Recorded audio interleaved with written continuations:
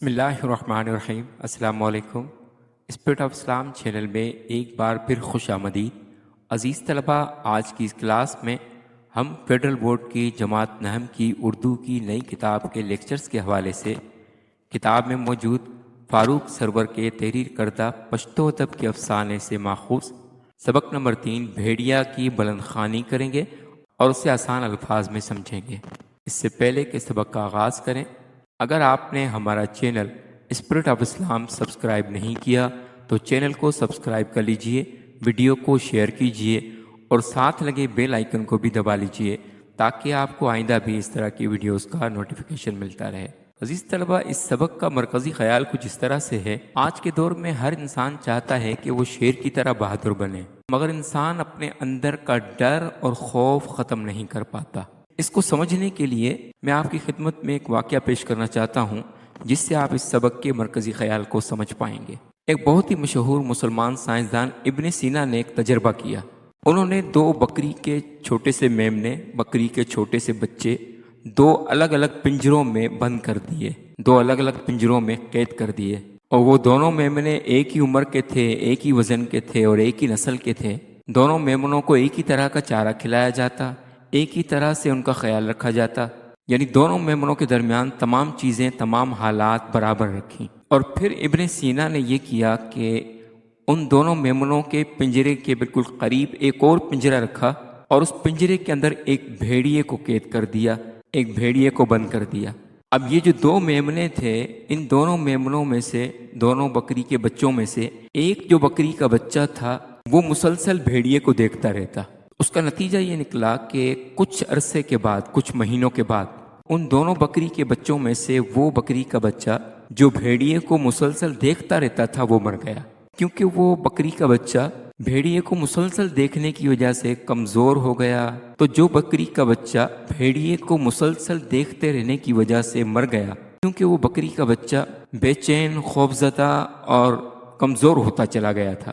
حالانکہ پنجرے میں بند بھیڑیے نے اس بکری کے بچے کو کچھ بھی نہیں کیا، لیکن وہ بکری کا بچہ اس بھیڑیے کے خوف اور دباؤ کی وجہ سے مر گیا۔ جبکہ دوسرا جو بکری کا بچہ تھا، جو بھیڑیے کو بالکل بھی نہیں دیکھتا تھا، وہ اچھی طرح سے کھاتا پیتا رہتا اور اس کا وزن بھی بڑھتا رہتا۔ اس کی وجہ یہ تھی کہ وہ بھیڑیے کو نہ دیکھنے کی وجہ سے کافی پرامن اور سکون میں رہا۔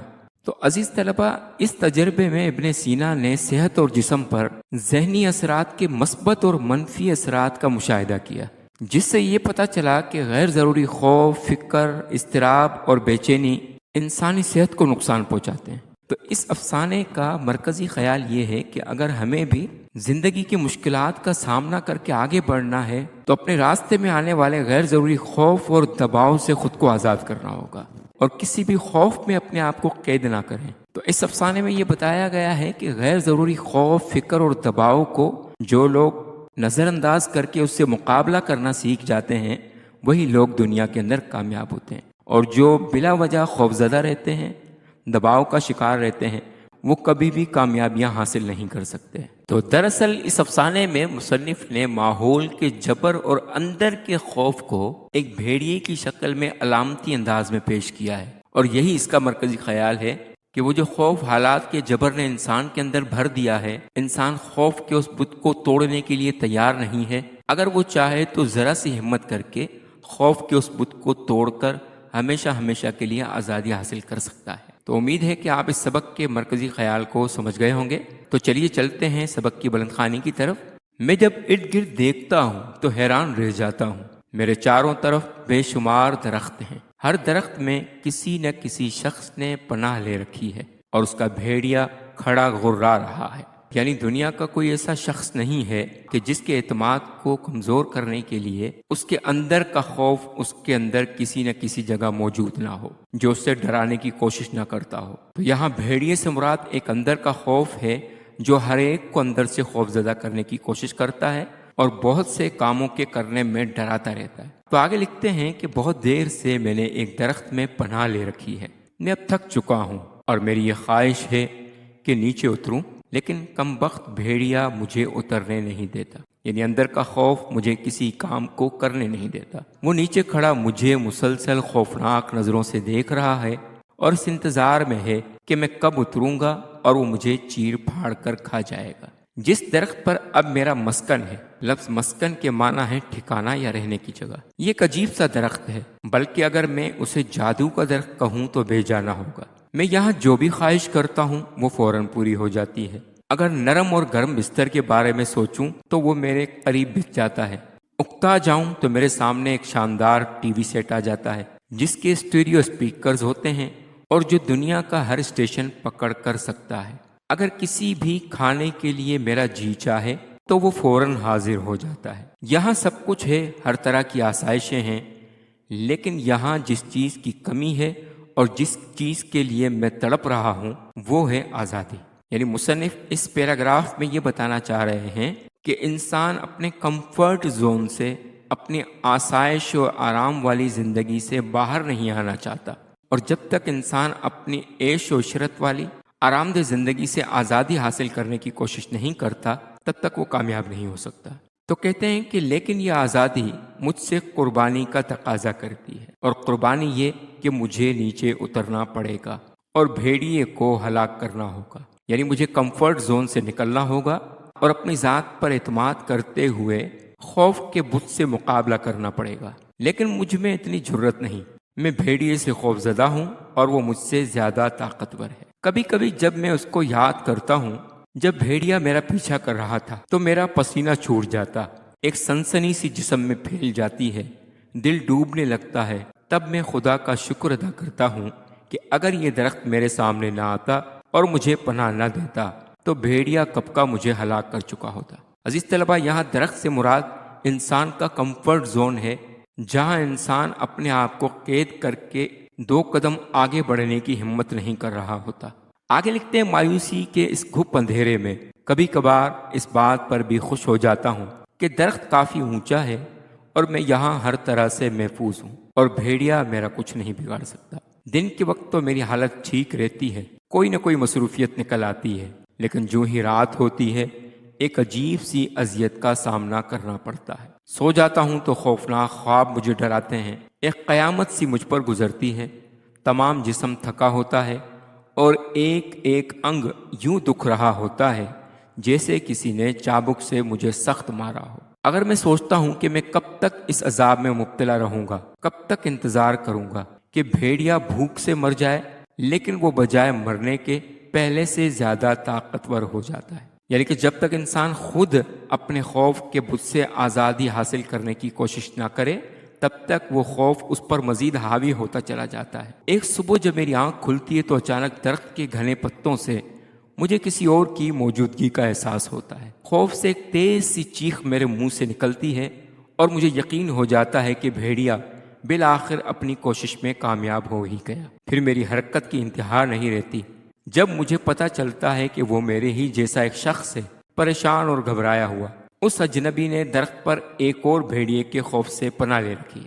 یعنی یہاں پر مصنف ایک دوسرے شخص کے بارے میں ذکر کر رہے ہیں جو اپنے خوف کے بت سے لڑنے کا مقابلہ کرنے کی ہمت رکھتا ہے۔ اس کا بھیڑیا بھی نیچے کھڑا گھرا رہا تھا، درخت پر پنجے گاڑ رہا ہے، لیکن تمام کوششوں کے باوجود اونچے درخت پر چڑھ نہیں پاتا۔ ہم دونوں لوگ ہیں جو اپنے اپنے بھیڑیوں سے خوفزدہ ہیں، باوجود یہ کہ درخت میں ہمارے لیے ہر طرح کی آسائشیں موجود ہیں، لیکن ہم ان آسائشوں سے خوش نہیں۔ جبر اور اکتاہٹ کا احساس دن بدن ہمیں کھائے جا رہا ہے۔ اب تو ہمیں رات کو نیند بھی نہیں آتی، جو ہی آنکھ لگتی ہے بھیڑیے کا خوفناک چہرہ ہمیں دوبارہ جگا دیتا ہے۔ کم وقت اب ہمارے خوابوں میں بھی گھس گیا ہے، وہ ہمیں یہاں سکون سے رہنے نہیں دیتا۔ یعنی اس پیراگراف میں مصنف یہ بتا رہے ہیں کہ انسان اپنے خوف کے جال میں، اپنے خود ساختہ خیالات کے جال میں اس قدر جکڑ چکا ہوتا ہے کہ انسان خود ہی اپنے آپ کو خوفزدہ کرتا چلا جاتا ہے۔ ہم دونوں کے بھیڑیے اکثر اپنی جگہ خاموش بیٹھے رہتے ہیں، لیکن کبھی کبھی ان دونوں پر ایسا جنون سوار ہو جاتا ہے کہ وہ درخت پر حملہ کر دیتے ہیں، اس کے موٹے تنے پر دانت اور پنجے گاڑ دیتے ہیں، اور اس وقت خوفناک سی گھبراہٹ ہوتی ہے۔ دونوں کے بھیڑیوں کا یہ اچانک باولا پن ہمیں مزید ڈرا دیتا ہے۔ لیکن ایک بات یہ ہے کہ ہم دونوں کے بھیڑیوں کا تعلق اپنے اپنے آدمی سے ہے، یعنی ہر شخص کا خوف اس کی اپنی ذات کے لیے ہوتا ہے، کوئی دوسرا کسی کے خوف کا خاتمہ نہیں کر سکتا۔ انسان کو خود اپنے بھیڑیے کا مقابلہ کرنا ہوتا ہے، اپنے خوف کا مقابلہ کرنا ہوتا ہے۔ میرے ساتھی کا بھیڑیا مجھ سے کوئی تعلق نہیں رکھتا اور میرا بھیڑیا اس سے۔ خاص بات یہ ہے کہ دونوں بھیڑیے بھی ایک دوسرے سے لا تعلق رہتے ہیں اور ہم اس بات سے حیران ہوتے ہیں۔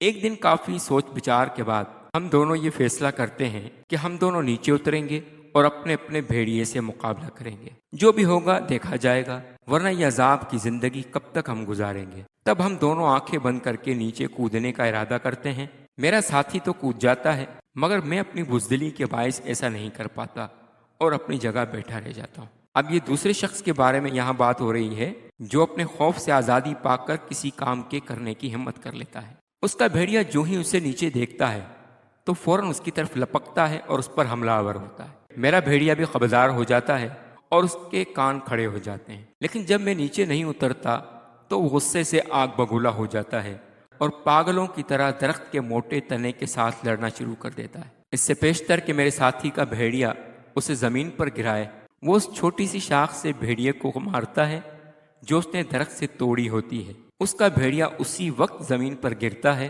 اور چند ہی لمحوں میں مر جاتا ہے۔ یعنی یہاں مصنف کا اس بات کی طرف اشارہ ہے کہ جس خوف کو ہم نے پال رکھا ہوتا ہے، در حقیقت وہ معمولی سی ہمت کرنے سے خوف ختم ہو چکا ہوتا ہے، لیکن انسان کوشش نہیں کرتا تو ناکام رہتا ہے۔ میرا ساتھی اب آزاد ہے، اس نے اپنی بہادری سے آزادی حاصل کر لی، لیکن میں اب تک اس پرانے عذاب میں مبتلا ہوں اور خود کو کوس رہا ہوں۔ میرا بھیڑیا اب پہلے سے زیادہ خوفناک ہو جاتا ہے، وہ وحشی بن چکا ہے اور ہر وقت درخت سے ٹکراتا رہتا ہے۔ یعنی انسان کے دل میں بار بار یہ خیال آتا رہتا ہے کہ اگر تم نے بھی قدم بڑھا کر آگے بڑھنے کی کوشش کی تو تمہارا حال بہت برا ہو جائے گا، تم یہ کام نہیں کر پاؤ گے، تم کامیاب نہیں ہو پاؤ گے۔ ناکامی کا خوف انسان کو ڈراتا رہتا ہے۔ تو کہتے ہیں شاید اس کا یہ خیال کہ اس طرح میں درخت سے نیچے گر پڑوں گا یا درخت ٹوٹ جائے گا، مگر میں نے ہر وقت درخت کی شاخوں کو مضبوطی سے پکڑا ہوتا ہے اور مارے خوف کے میرا جسم پسینے میں ڈوبا ہوتا ہے۔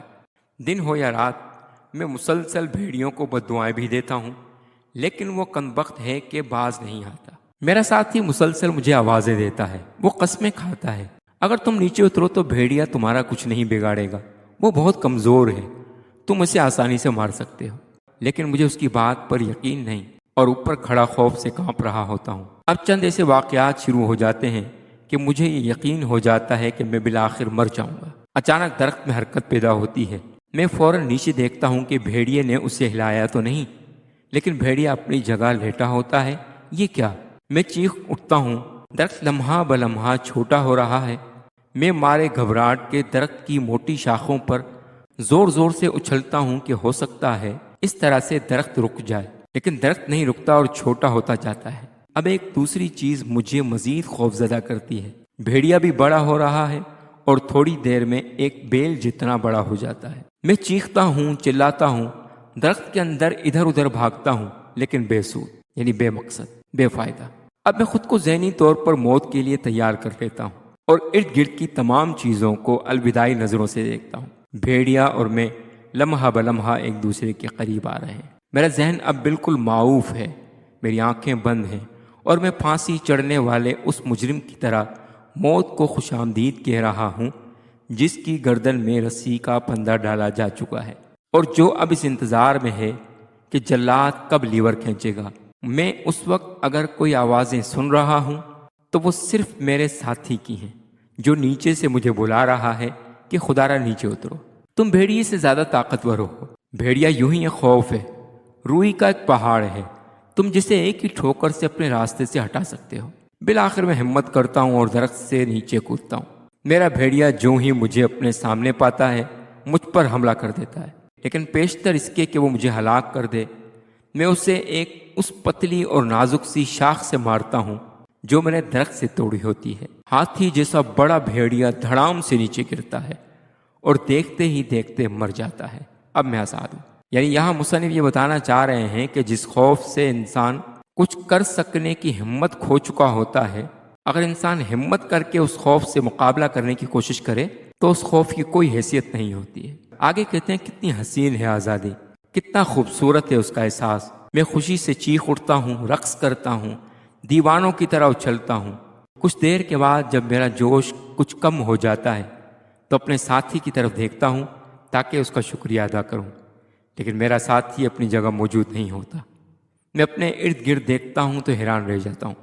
میرے چاروں طرف بے شمار درخت ہیں، ہر درخت میں کسی نہ کسی شخص نے پناہ لے رکھی ہے اور اس کا بھیڑیا کھڑا ہرا رہا ہے۔ اب میں زور زور سے ہنستا ہوں، کہے لگاتا ہوں اور ان سادہ اور معصوم لوگوں کی طرف بڑھتا ہوں جو ناحق اپنے بھیڑیوں سے خوفزدہ ہیں۔ عزیز طلبہ، امید ہے کہ آپ کو آج کا لیکچر پسند آیا ہوگا۔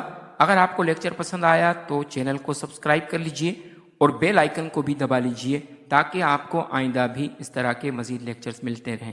ملتے ہیں اگلے لیکچر میں، تب تک والسلام علیکم ورحمۃ اللہ وبرکاتہ۔